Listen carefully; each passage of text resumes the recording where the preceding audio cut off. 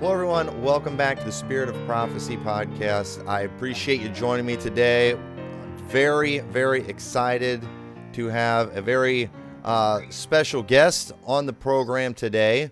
But this is Rabbi Weiss, and he is a part of, and I hope I'm saying this correctly, and if not, correct me, the Nutricarta.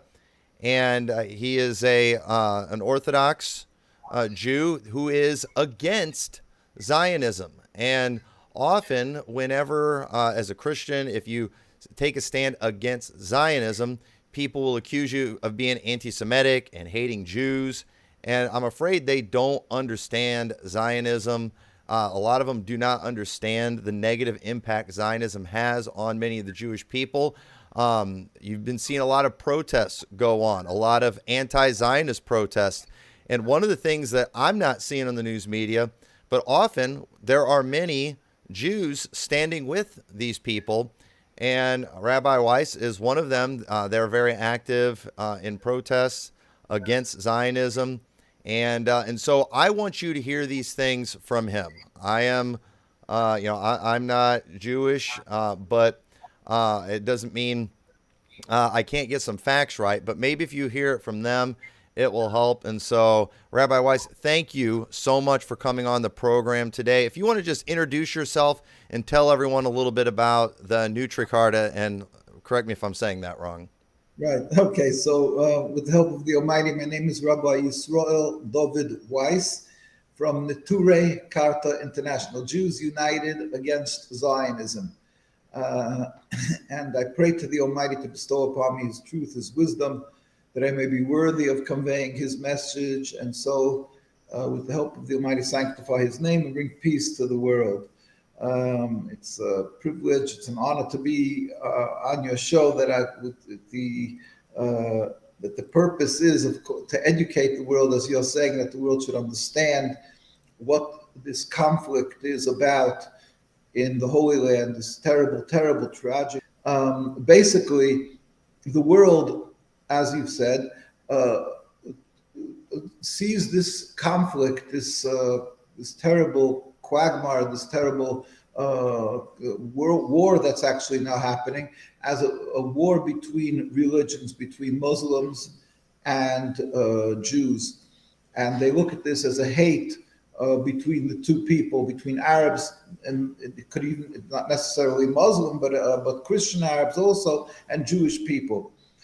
And the solution seems to them to be sort of create a divide between the two, between Jews and Muslims, and to give the Jews their state, their homeland, and that will be the remedy. If they will be under the powers of the Jews, that they'll have a very powerful army and so forth, and then they'll be able to protect themselves from the bitter enemies, from these the Arabs and Muslims. And that seems to, and if it's not working, then you have to make higher walls and to separate the two, and more arms, more bombs, and so forth. Now, this is the Zionist narrative, but in truth, this is a terrible, terrible tragedy. It's what the Arabs call, the Palestinians call the Nakba. It is a colossal calamity. It's totally false.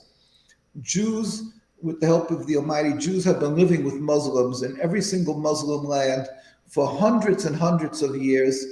And in fact, not only they were living together, but the Jewish people, when they were suffering in Europe, there were blood libels, when there were the famous Inquisition, where they tried to forcefully convert Jews away from their religion, and they burnt them at the stake, they tortured them, by the Crusades, and all these times in history, until recently, till around 100 odd years ago, the Jews ran away and were embraced and taken into the homes, into the countries of the of the Muslim people, including in Palestine, which was under the Ottoman Empire for hundreds of years.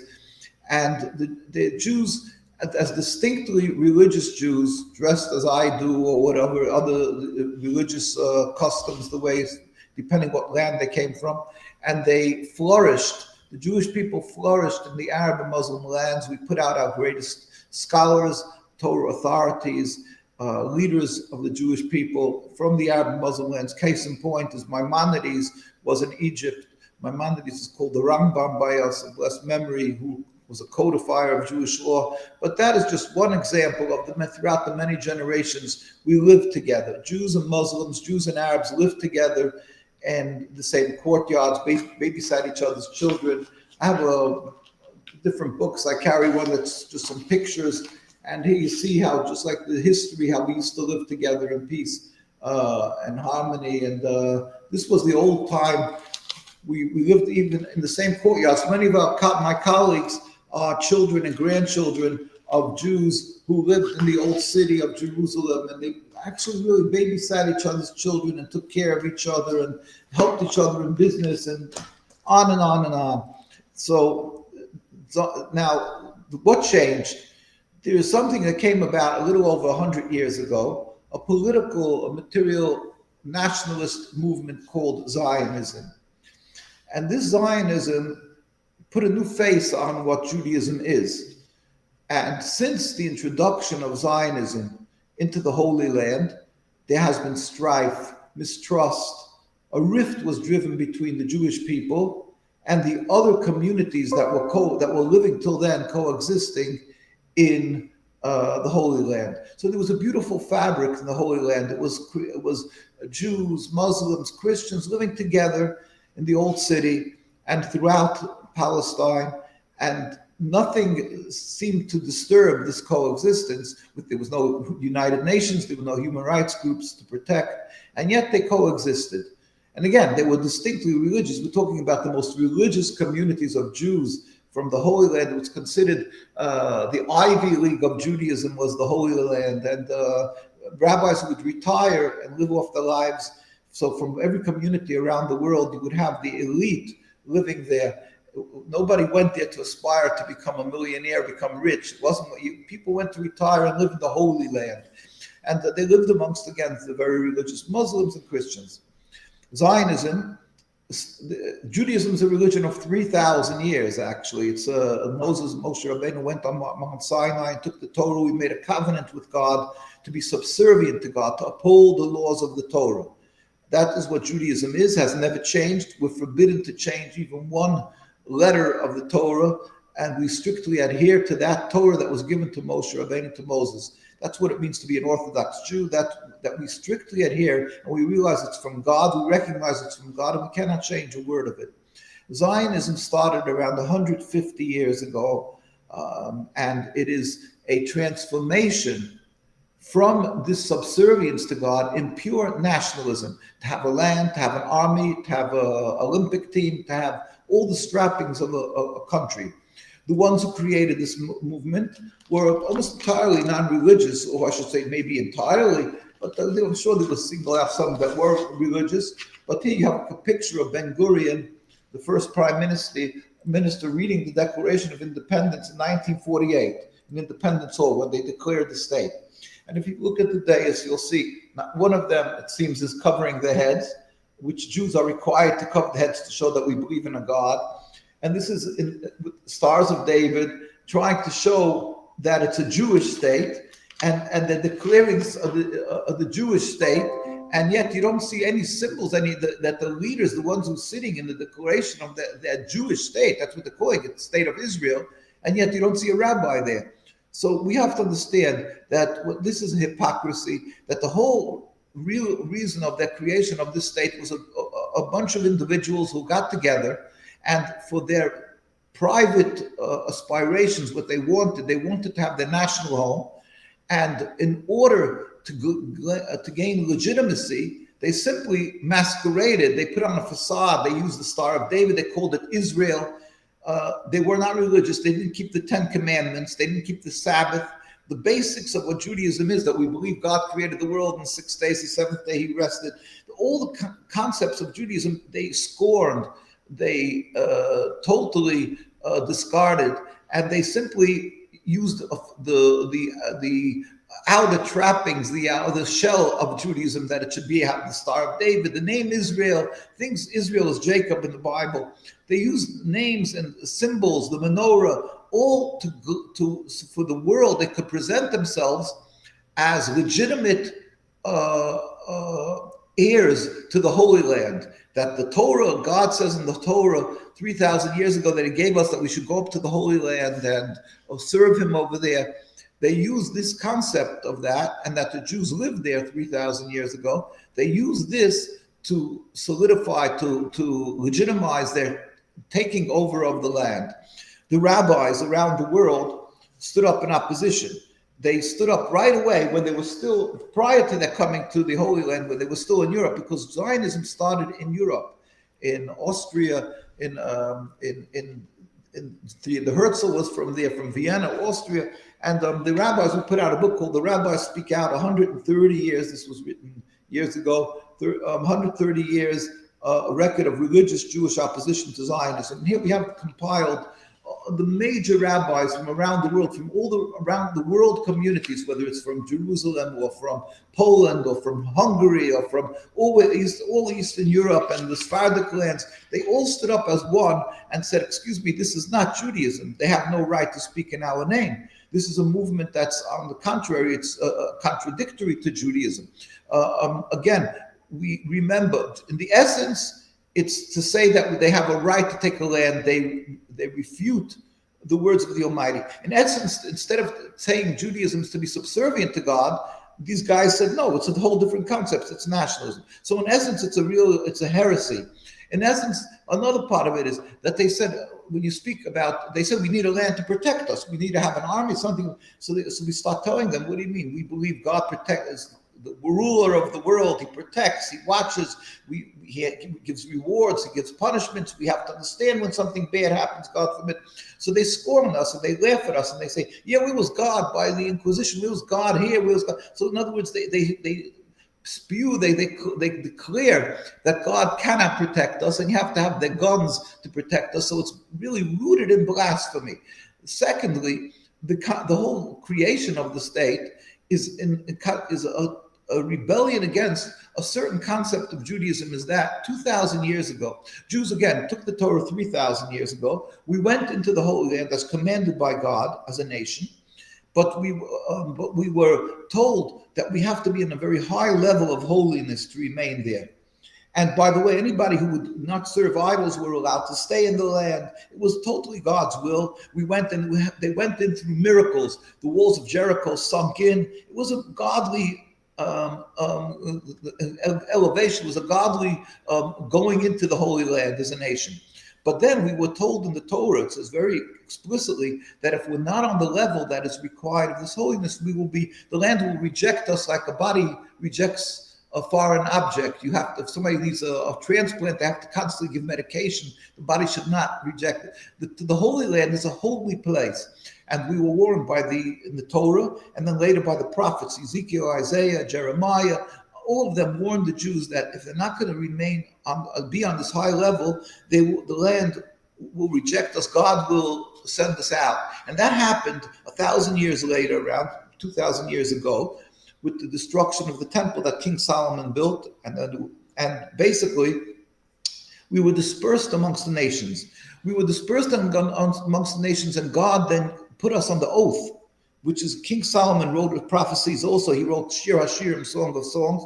We said that God warns the Jews, do not attempt to return en masse in large numbers to the Holy Land. Do not attempt to rebel against any nations. A Jew has to be a loyal citizen in every land he lives in, whether it's Iran, whether it's Canada, US, wherever you're living, you have to be a loyal citizen. Do not try to end exile. So we put on the 3 oaths: do not return en masse, do not try to rebel against the concept of exile, do not rebel against the nations, do not attempt to any manner, shape, or form end exile.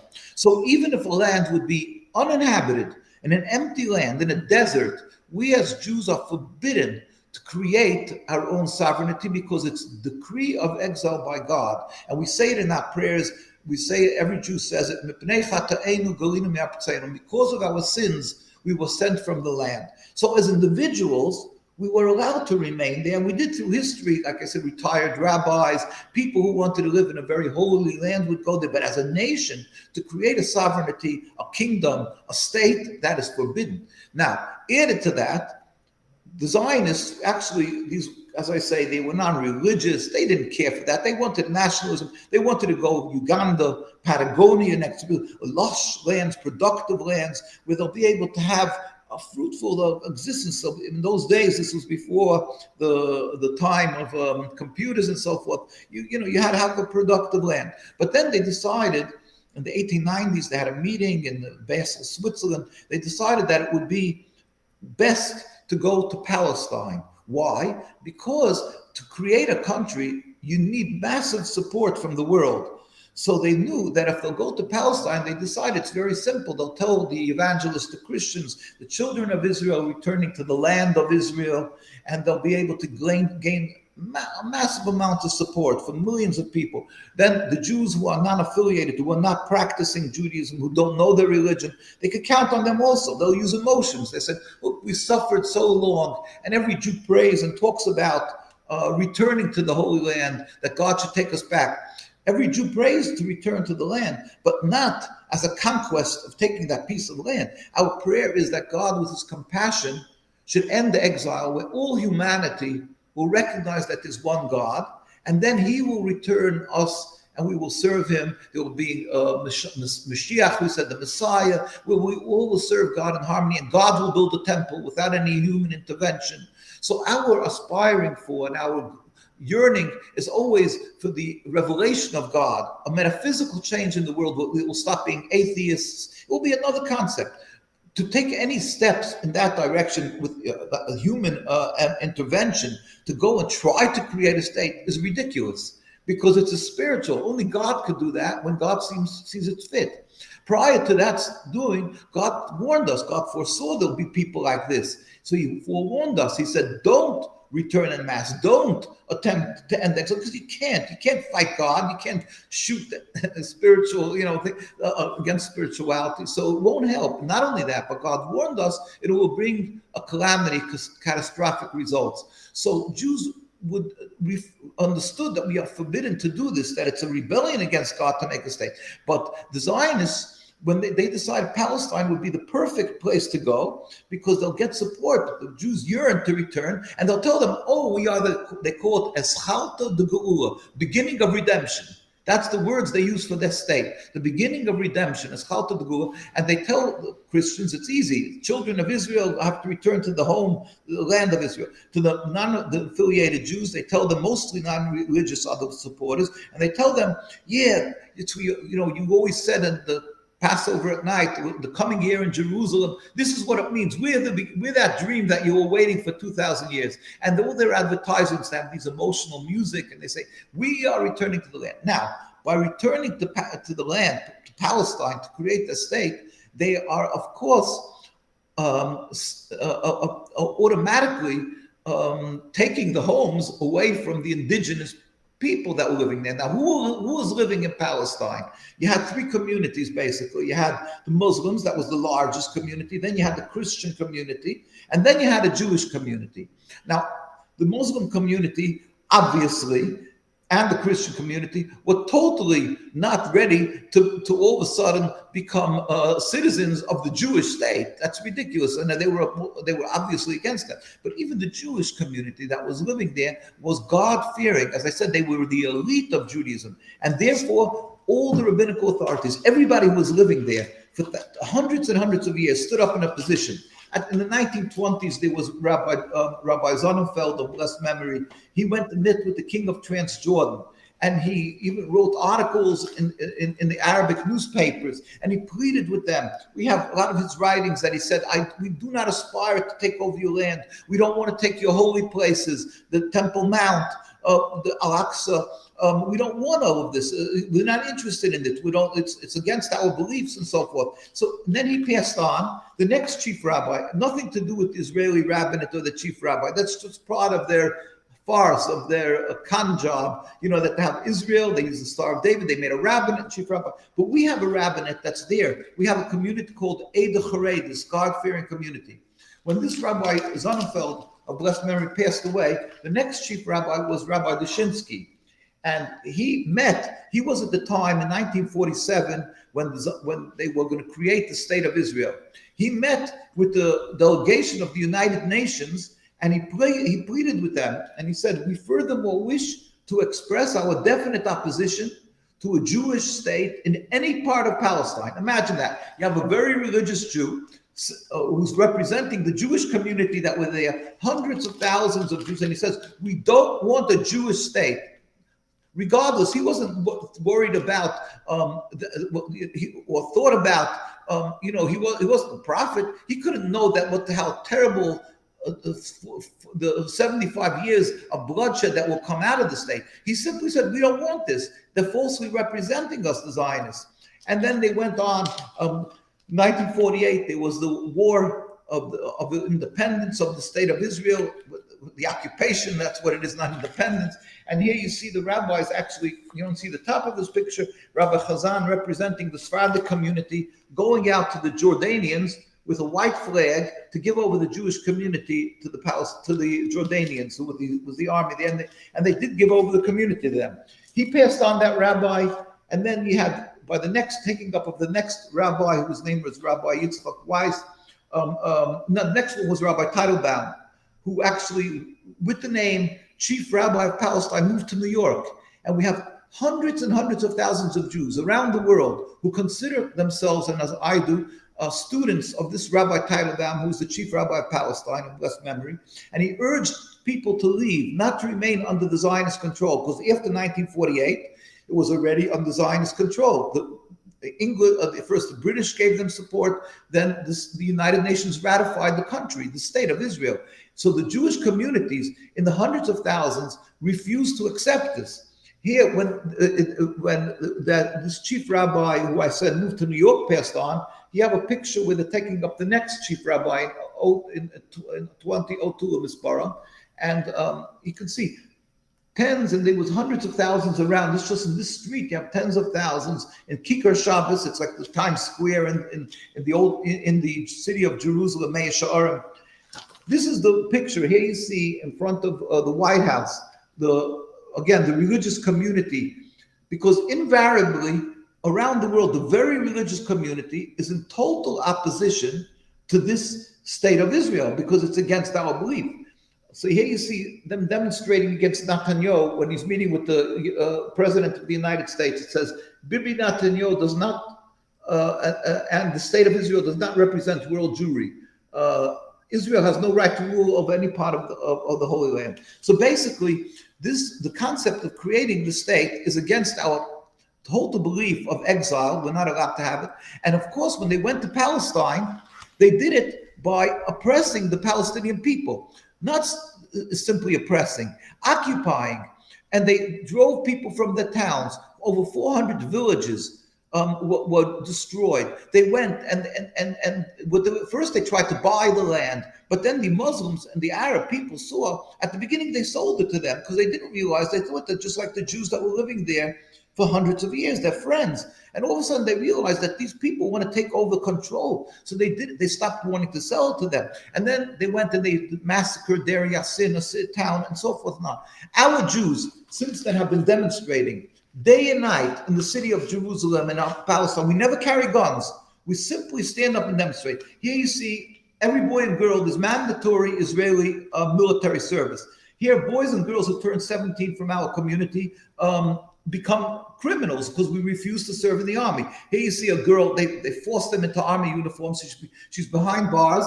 She's carrying a prayer book and crying because they refuse to serve in the army. Here you see how they're simply demonstrating. We're never carrying guns. We demonstrate, and they get boys, children, old men, children get arrested, get beaten by the Israeli army. You can see we have hundreds and hundreds and thousands of pictures of the brutality. Here they're trampled with horses. They run into us with cars. They actually assassinate rabbis. They arrest constantly. If this would happen in any land around the world, there would be a scandal. Netanyahu would be right over there and call anti-Semitism and ask for restitution for the state, of course. Here you see they're spraying them with it's called stink water, so it destroys their coals to discourage them from demonstrating. The poor people, their coals get ruined. I go on and on and on with this. Here you see in the streets of Jerusalem. Here, stop Zionist terrorist massacre in Gaza. These are demonstrations of Mea Shearim, where the Jewish people live in the city of Jerusalem. Again, this is when they women. Usually you don't see women outside there. You see here. You see when they made the PLO. So our rabbi, we had a rabbi to represent us in the Palestinian Authority. The Zionists poured acid in his face and blinded him in one eye, and he was barely able to see from the other. We could go on and on and on. Here you see Palestinians in Lebanon. When there was the Sabra Shaltila, there was the attack in Lebanon, and there was a fight between Muslims and Christians. That was the Zionists was supposed to be under their protection. So the Yasser Arafat sent his soldiers to protect the Jewish synagogue, and nobody even talks about that.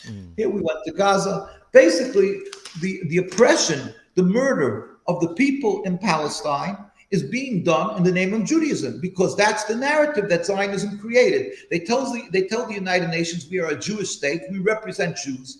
They use the Holocaust also, of course, because they say, look, Jews suffered so much at the Holocaust, and the world was silent. So they use that guilt feeling of people around the world that they were silent, and the good intentions of people around the world who have compassion and so forth. And they say, help us create the state. And the world helped them create this state. And so they use compassion, guilt of the world of the Holocaust. They use the concept that it's a religious issue, that it's Judaism, and that the Arabs, some people started asking questions. Why are people in Palestine fighting you? What's the reason? So they say, oh, because they hate the Jews. They're ingrained hate from the Arabs and the Muslims to the Jews. So all of this is repugnant. It's disgusting. It's unacceptable, because Jews, as I was saying, beside that we're not allowed to kill or steal, we have to show gratitude for good done to us. The Muslim countries were the ones who took us in for hundreds of years when we were being oppressed in Europe. And now, because these people, this movement of Zionism, this group of people wanted to establish their country, and they simply had a problem because there were people living there. So in order to dismiss them and to disqualify them, that they shouldn't be able to have a voice in the world, so they labeled them as anti-Semites, that they hate the Jews. That is so repulsive. Like I said, we're not showing gratitude, but they turn it on its head. All of a sudden, all these peoples, with one stroke of a pen, all of them become the Muslims who are supporting the Palestinian people, and all the Muslims and the people of Palestine become anti-Semites. They're not anti-Semites. They lived with us. We lived in the same houses, in the same courtyards. We babysat each other's children. I have many of our members from our communities who are 8th generation Palestinian and more. They remember how every old Palestinian, every old Muslim, every old Jew could tell the stories of how we lived together in Iraq and Iran and Tunisia and Egypt and Yemen and Morocco and in Palestine. We lived together, and everyone will tell you his beautiful little story of how the family had some story of how we lived together and helped each other. What changed? Zionism came along. They decided to create a nationalist home, and because of that, they vilify the people of Palestine. Because of that, there is death, there is suffering, there's bloodshed, there's occupation. And the rabbis from day one till today beg and plead with the world. Listen to our voices, just like you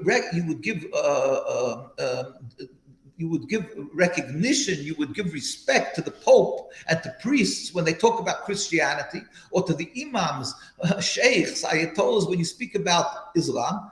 When you're speaking about Jews, all of a sudden we get canceled. The whole Jewish community, you come to Williamsburg, Brooklyn, it's the largest community outside of Mea Shearim in Palestine, the concentration of religious Jews. There's not one Israeli flag. They are all opposed to the existence of the state of Israel. Yet, and we're talking about distinguished scholars, great Torah authorities. You will go to Jerusalem, Mea Shearim, where the Jewish community was, that lived first in the old city, then they moved there. That's the community that was there for hundreds of years. And they all declare that the Zionism is not Judaism, is contradictory to our religion. We're not allowed to steal or kill. We're not allowed to oppress. So, and our voices are totally ignored. People are getting murdered on the streets of Jerusalem, as I showed you, and beaten constantly. Nobody's there to listen to our voices. We've been pleading. We've gone many times, demonstrated in front of the United Nations. We've pleaded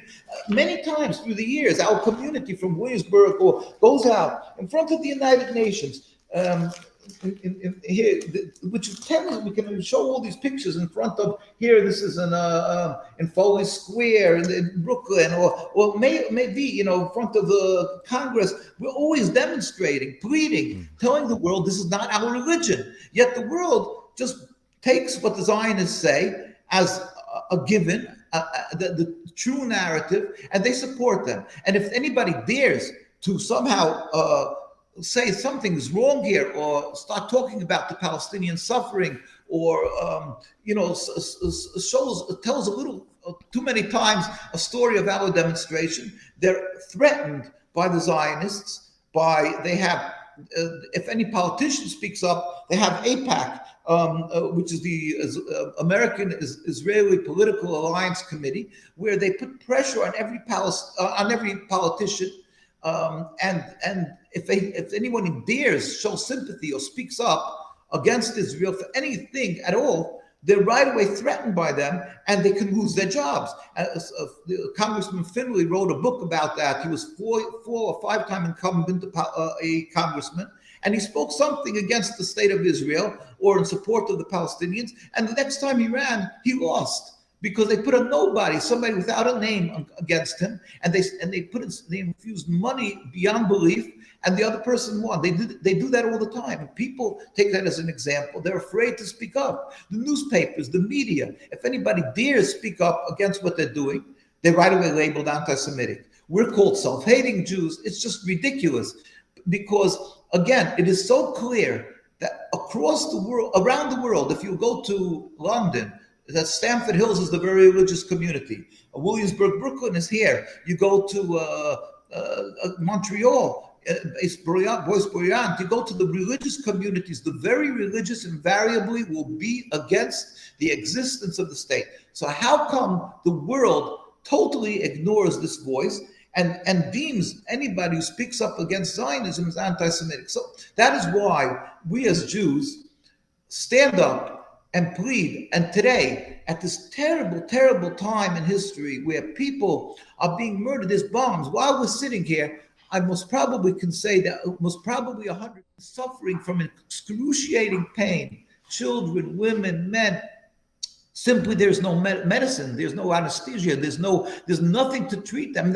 And they're pleading with the world, have pity on us. Why is this happening? Why is the world silent? And the world seems just like they close their eyes, they turn around as if nothing, because they have become so vilified, the Palestinians, and because Israel says, why these people were murderers, they came out to murder us. Now, we're not condoning violence. I'm not condoning violence, none of us, it hurts us. But we're saying, but how could they insult the intelligence of the world when you see the history? We lived together for hundreds of years. When you look at the fact that it is simply an occupation of a people, and if you do that, there will be response. We're not condoning the violence. And we've seen that there's so much bloodshed. Not only the Palestinians have died, but what started this, they say October 7th was 1,400 people were murdered. 1,400 people were murdered. So now they're going to try to obfuscate and divert, and they say, oh, it's Hamas. We're going to get that Hamas. Now, wait a second. How dare you? You actually have it 75 years. There was Intifada 1. There was Intifada 2. There was the PLO. There was always bloodshed. There was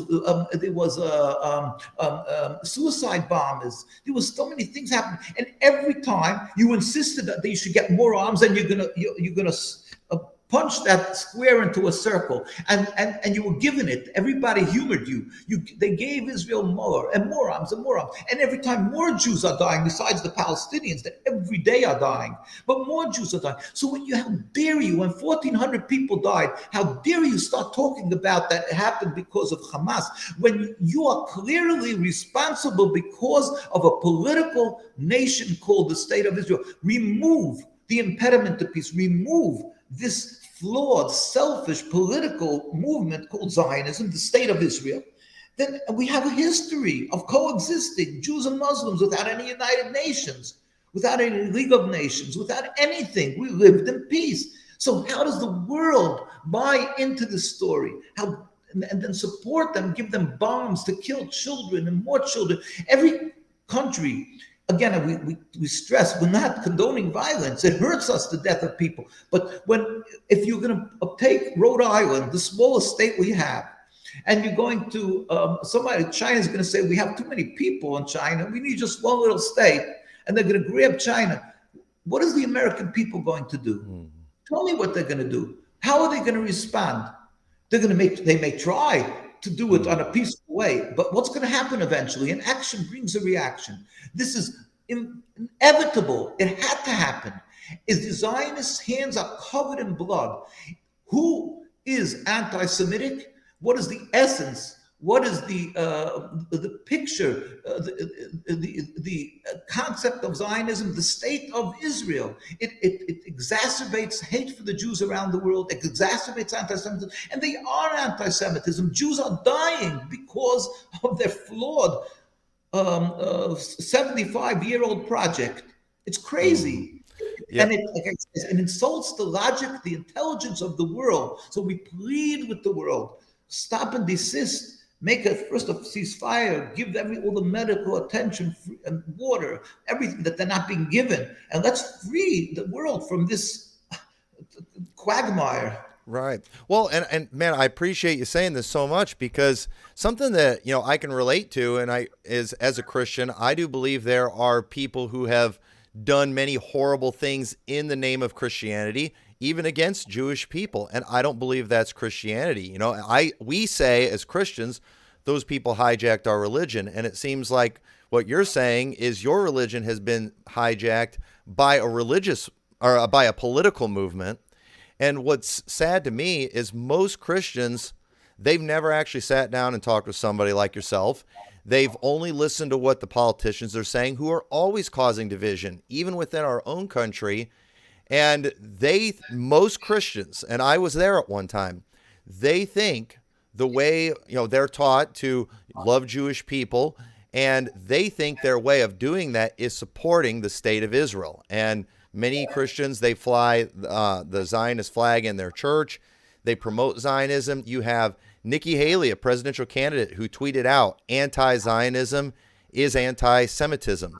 And Christians are like, that's right. And many Christian people, they look at somebody like yourself and they think, I want to be a blessing to that person, so I'm going to support the nation of Israel. And I'm trying to tell them that's offensive to people like you.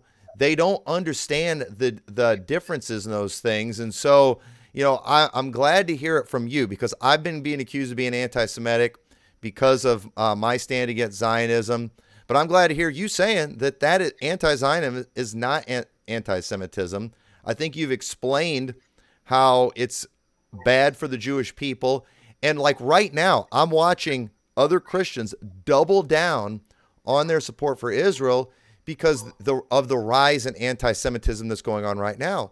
But you said these Zionist movements are what provoke a lot of anti-Semitism, because people see it as a Jewish thing. And I think you've explained it well, how it's not. And so, just kind of a question though, that I have for you. How are you typically treated by Zionist Jews? Well, with the help of the Almighty, thank God, we have our communities that are very insulated. We have very large communities, like I say, in Brooklyn, New York, where the chief rabbi of Palestine moved himself and remained with the title for, I don't know, it was 30, 40 years. He remained chief rabbi, Rabbi Teitelbaum of blessed memory, Rabbi Yoel Teitelbaum. In fact, there's a community upstate, Monroe, New York, and there's all over the world. There are students in schools, many schools that are from his followers. And he urged everybody to come out. So a lot of the Jews moved to the area where he was living in Williamsburg, Brooklyn. So we have our own schools, totally anti-Zionist, our own everything, our own basically from cradle to they have to cemeteries. It's all anti-Zionist group people who are living. So we can go to our stores, we can go to our buying, coming, going. We have no problem, but we are harassed by the Zionists. And that is why there would be many, many hundreds of thousands, literally, who would come up and speak up against Zionism in the state. But they're fearful because right away they get targeted.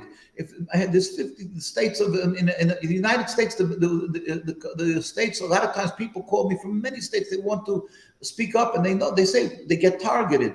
There's only these insulated communities where we have our own life that we're able to speak. And still in all, we get, my tires get slashed.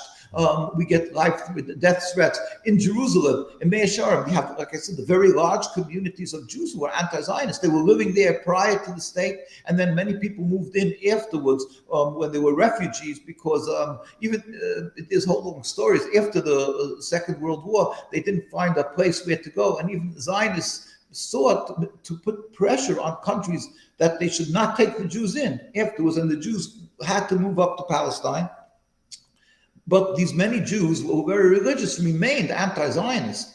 And so when they lived in the Holy Land, in those places, they would go and demonstrate, as I showed you. Yet even this last week, my colleagues went and demonstrated, totally, simply going out on the streets. And they had a Palestinian flag showing their support for the people of Palestine.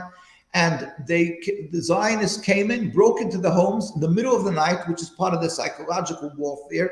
They broke into their homes, destroyed their furniture, went into the synagogues and destroyed. They do it. It's like, you wouldn't believe it. They say Kristallnacht, Kristallnacht. We have pictures. In fact, it's on Erez 7, like one of the television stations.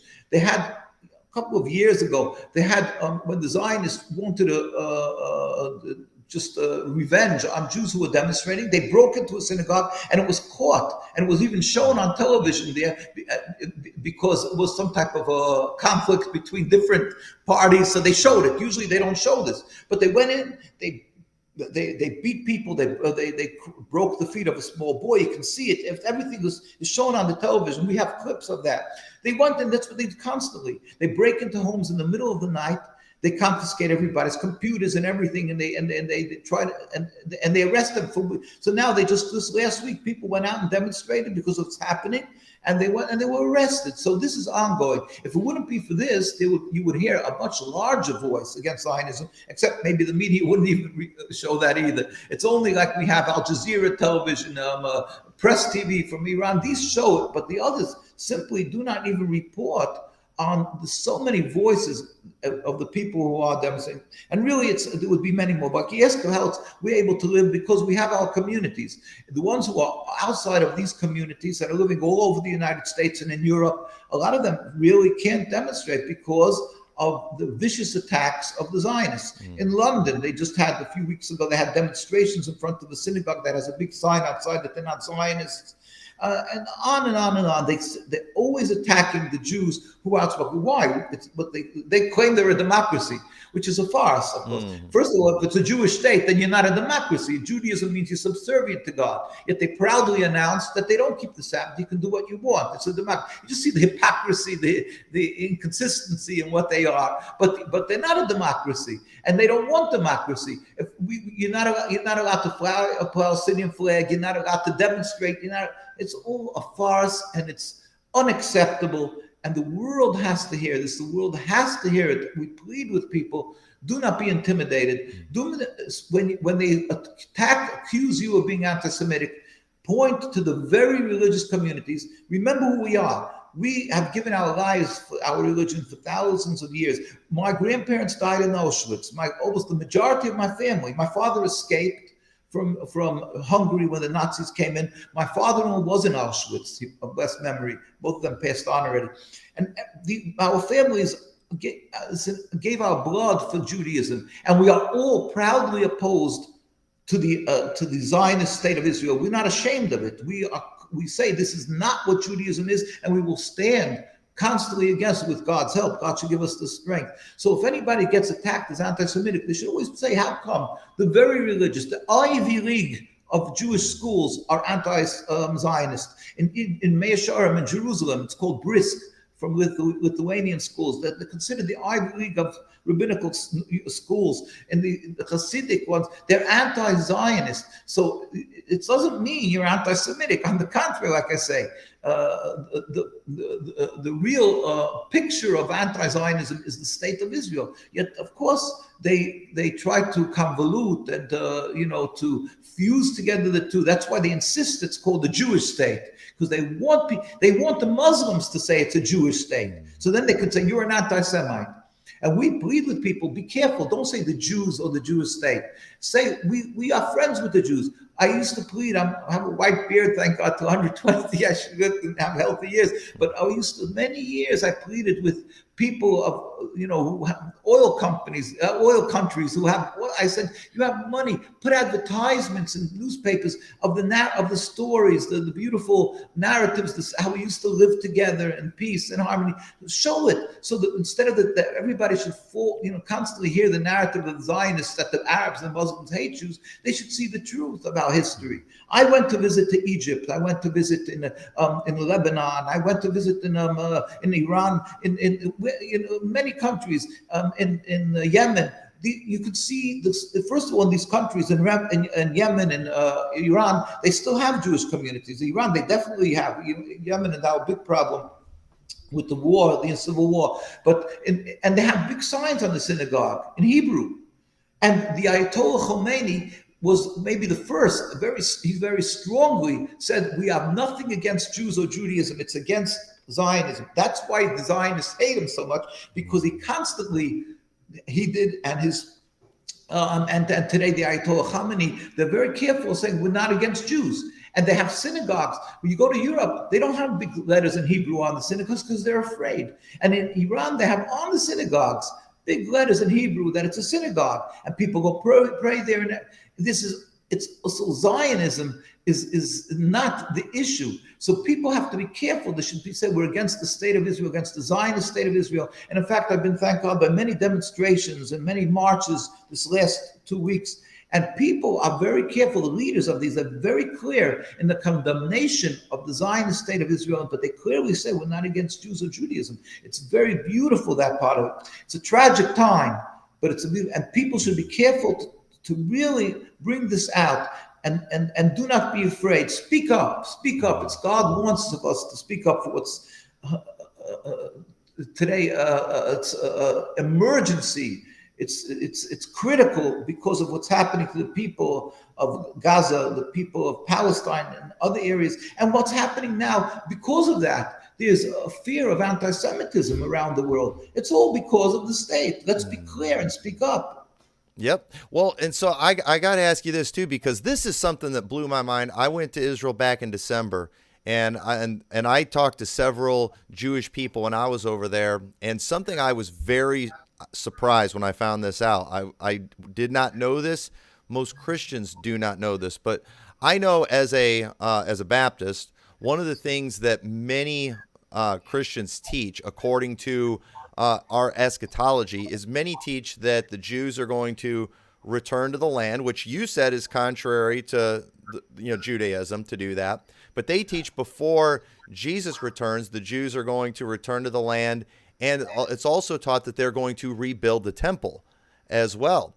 Well, when I went over to Israel, I talked to many people over there about the potential of rebuilding the temple, and I was shocked to find out that most Jews are not trying to get to build the temple, that you don't believe it should be built. You said it earlier, until the Messiah comes. So many Christians, their reason for their support of the Jewish state of Israel, as they would call it, is so they could get the Temple Mount and they could rebuild their temple. And they believe that will usher in the coming of the Messiah. But based on what you're telling me and what they told me over there, that's not Right. how your religion works at all. You're Let not me trying to build say it. something. Yeah, even more than that. I mean, we all, like I said, every Jewish person says on the Passover, after we do the ceremony, whatever the Passover, we say at the end, the coming year in Jerusalem. Everybody says, none of our children ask us, hey, why don't you just buy a ticket and go? You said it last year. Why don't you buy? Because we teach them. They know. I mean, the coming year in Jerusalem means the revelation of God's glory, where all humanity will come up and serve Him in harmony. It says, all the nations will join arms. Yes, all the nations will join arms to serve God. So our religion, the 101 of Judaism is we were sent, we took the Torah, we were sent into exile, and we will remain in exile until the Almighty will, in His compassion, will see it's time to return. All humanity will go up and serve Him, and God will build a temple. But more than that, it's just, if you remember, Sharon, who was, was one of the prime ministers, if you remember, went up on the Temple Mount to make a statement and took 1,000 soldiers, and they went up because he was making a political statement, nothing more than that. Yet now with Torah, we are warned that we are forbidden. Since the destruction of the temple, basically, we don't have that purity that's necessary. There's a certain way of being purified that we cannot do now. And without that purification, we're forbidden to go up on that Temple Mount, on that area. And it's considered, if you do go up there, you're cut off from God. It's considered one of the worst crimes. So Jews are very careful never to attempt to go up there, not because they are soldiers, not because the Muslims or somebody stopping us. Nobody, even years ago, before Zionists took control, there was the Waqf. It was under the Waqf, and it still is under the Waqf. And they used to give the Jews permission to go pray by the Temple Mount, and the rabbis and everybody would go pray by the Temple Mount. It was never a problem. The Jews had a place where they would pray. Never would we attempt to go inside, because it's just, we never asked for it. It's forbidden for us. So this is the way we used to live together. We used to pray there, and everybody was happy. It was perfect. Now, the Zionists, they totally ignore the words of God, and they go up on the Temple Mount. It's according to almost across the board of the religious teaching. There are some who said they can go there, like they found some loopholes or whatever to go there. There are some, but as across the board, almost the very vast majority of the rabbinical authorities say it's forbidden. It's criminal for us. It's considered one of the worst things to get cut off from God. But that issue of going up on the Temple Mount, they may found somebody who's giving them backing, which is very questionable. But creating the state was certainly by everybody, because, like I say, the whole essence was created by a bunch of heretics who didn't keep the 10 Commandments, the Sabbath, and so forth.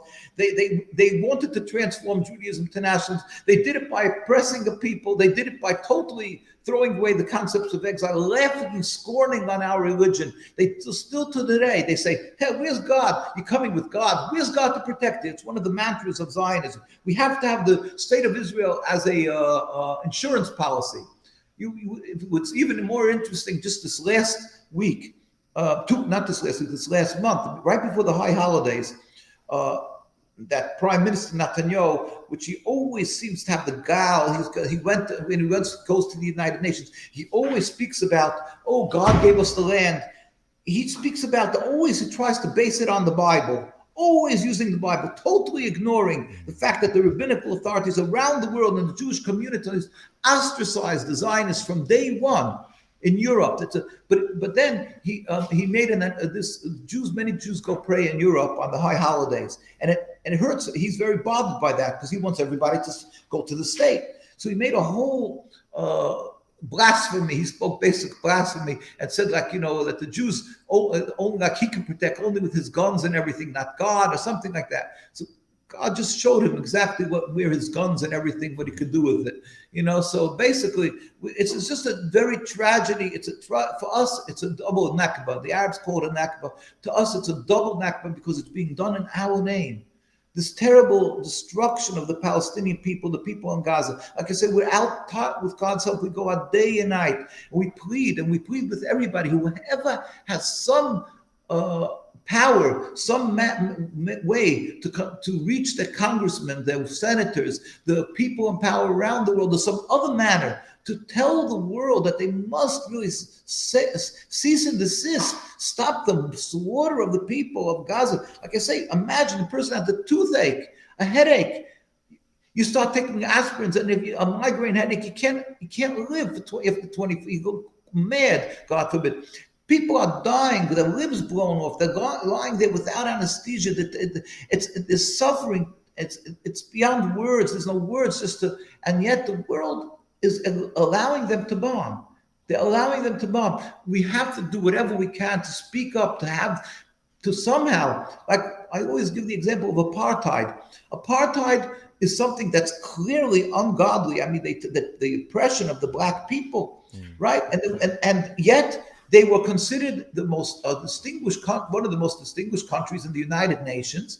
And of course, the ambassador was His Excellency this, His Excellency that. Everybody was given respect. And the ones who stood up against them, Nelson Mandela and others, were considered were considered terrorists, arrested, sitting in jail.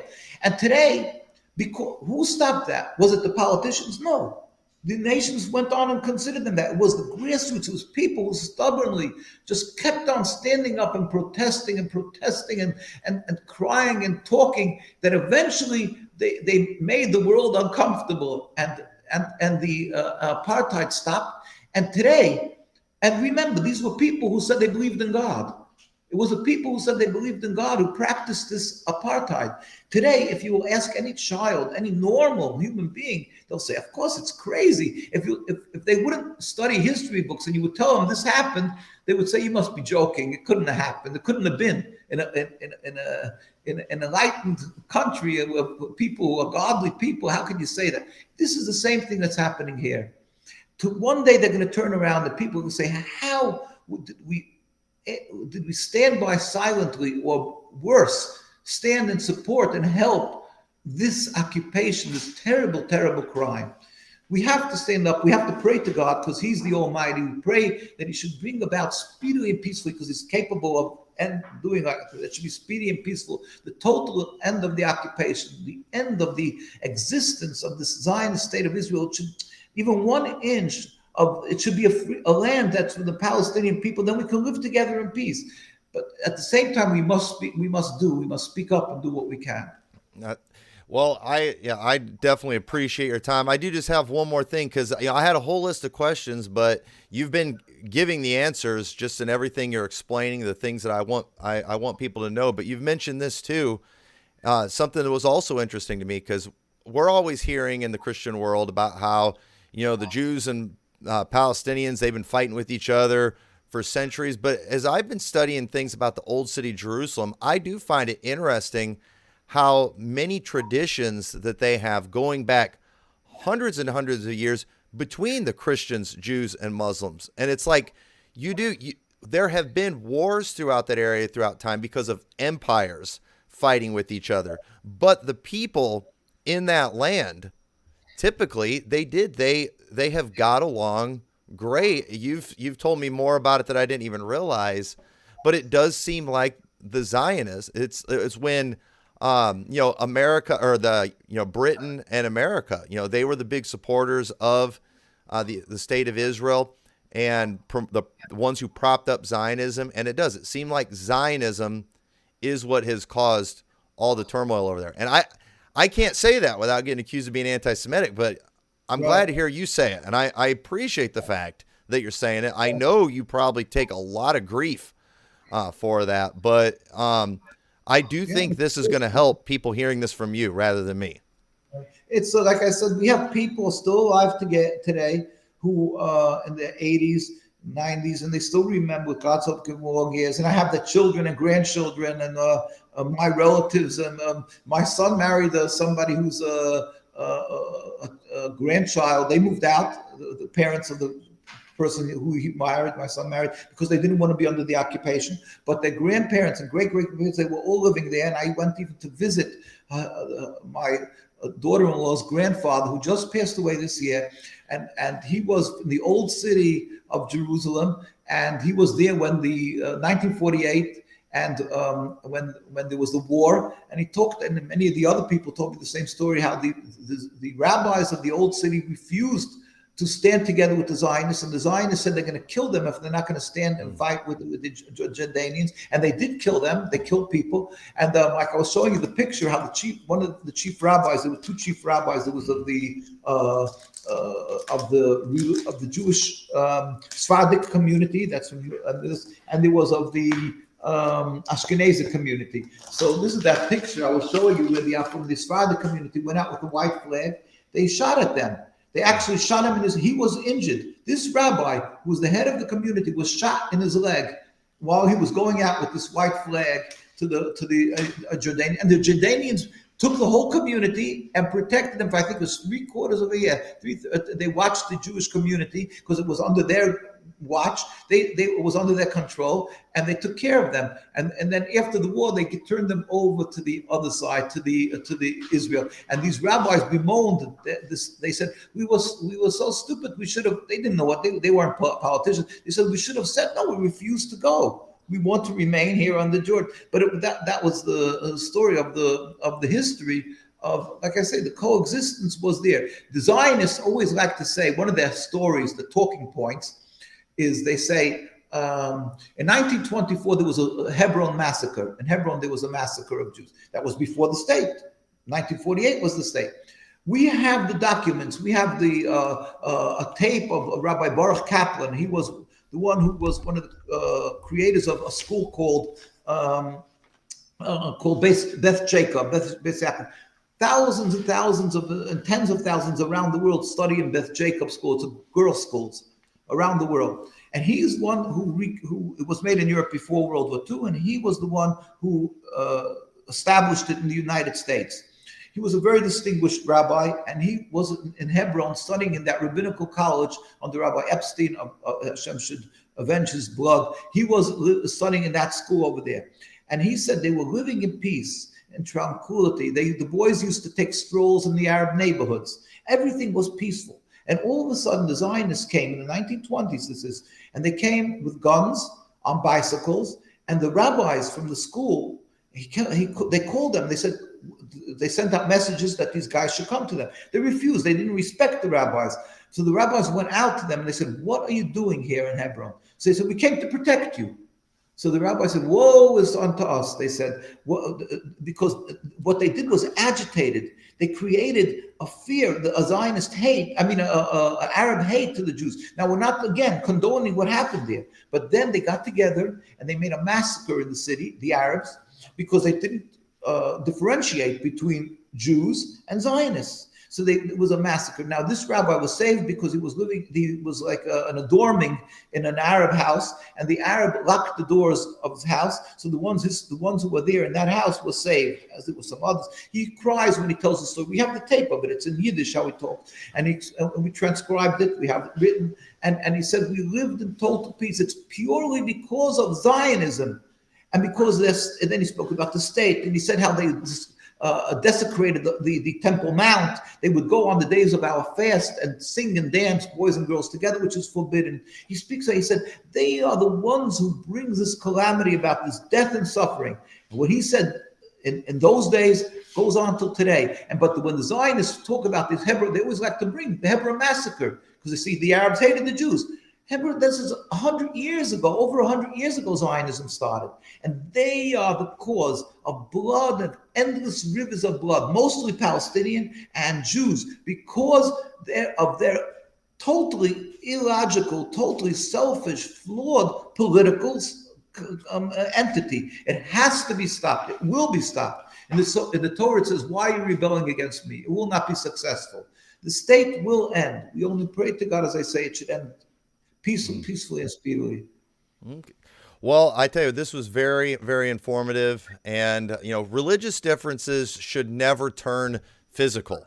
Okay, we have religious differences, and I think people ought to be able to talk without shedding blood. And it's sad how much blood has been shed in the name of Christianity.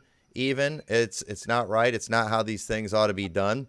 And I appreciate you coming on here, and I apologize on behalf of many Christians who have been very supportive of the Zionist movement that is very harmful, destructive, detrimental to Jews. And I don't know, one of these days, I don't know if you would like to do this. I'd love to just have a talk with you just about some, religious things, if you had the time, because I'd like for you to maybe hear it from somebody who's not tainted by Zionism and idolatry and a lot of the things that have crept into Christianity that frankly I'm ashamed of. And so I think the common ground we have is I think we both feel like our religions have been hijacked.